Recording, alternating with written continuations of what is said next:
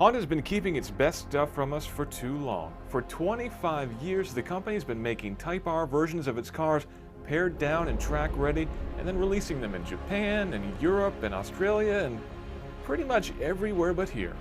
But not anymore. Welcome to the 306 horsepower Civic Type R, Honda's first Type R in the US, the most powerful car the company has ever sold here, and we're not going to keep you waiting any longer. With over 300 horsepower directed just through the front wheels, you've probably got a couple questions on your mind. And the first, I'm guessing, is you're wondering just how bad that understeer is. Will this car actually turn? Well, let's find out. The answer is yes, it will turn. It'll even oversteer. The steering is very precise. The car feels very quick and very, very nimble. Once you get to the apex, you can put your foot flat to the floor and power right out of the turn. There's so much grip from those giant 20-inch wheels and tires. It's pretty incredible. And yes, if you do exceed the limits of grip in this car, it does tend to wash away from the front first. But even then, you could just turn the wheel a little bit more and it still finds more grip and pulls you in closer to the apex. It's really incredible. It's unlike any other high-power front-wheel drive car I have ever driven before. It's not black magic or the twisted soles of low-profile tires that make this happen. It comes down to a variety of factors, including a proper helical limited slip differential, a more balanced weight distribution, and a stability control system that brakes the inside wheels. But don't worry about any of that. Just know that it works. The brakes actually have a really great pedal feel too. They're really firm, very precise, just how I like it. And after doing lap after lap after lap on a warm day, we haven't had any fading at all. That's pretty impressive. The shifter feels great too, as you would expect, this being a Honda. And this is Honda's first car with active rev matching. So if you haven't quite perfected your toe heel downshifts, don't worry, the Civic's got you covered. You've probably got another question on your mind about the nature of this front-wheel drive car, and that's how bad is the torque steer? Well, as much as I hate to leave the track, we're probably better off testing that on the road. If you've never driven a high-horsepower front-drive car before, you may not have been introduced to the distasteful trait called torque steer.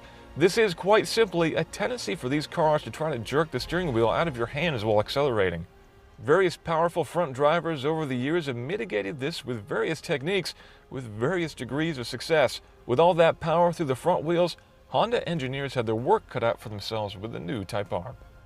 All right, first gear, revs, hands off the wheel.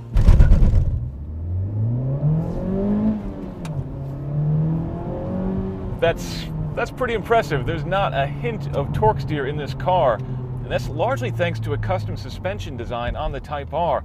They've actually given the car custom steering knuckles that move the steering axis out to the center of those meaty 20-inch tires. That means that all the torque generated by this motor is generated right in axis with the steering, so there's a lot less force that the steering has to contain. That, with a little magic from the electronic power steering module, means not a hint of torque steer. The steering resistance increases, but the feel is a bit muted throughout, and you can't select different steering settings independent of the drive mode. The throttle response, exhaust, and suspension also change depending on what mode you're in, and it's a big difference. In comfort mode, this car is legitimately comfortable. It's actually really not bad at all. There's a fair bit of road noise, but the overall ride quality is much better than the Focus RS, and it is miles ahead of the Subaru STI. You could actually cover a fair few miles in this car without hating yourself.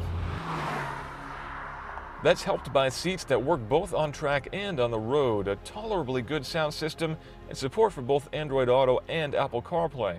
And while I know some of you will reject the four-door layout, it means you've got plenty of room in the back seats and a ton of cargo space in the hatch. This car is seriously practical. But this isn't the first practical Type R.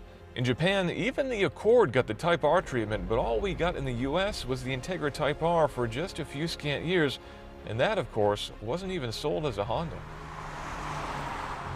As America's first Honda Type R, the Civic has to make a good impression, a big impression, and that giant wing at the back is certainly hard to miss. The otherwise unassuming Civic silhouette has been augmented by more grates and louvers and vents than the Ninja Turtles' arch nemesis. But the important thing to note is that all that is functional. The vents in the front bumper cool the brakes. You can see the giant intercooler peeking through the bumper as well. big side skirts smooth the air around the car to give you more downforce, and there are vortex generators on the roof that give you more air over the rear wing, and again, more downforce. There's probably one more question you're wondering, and that's how does the Type R stack up against the Ford Focus RS?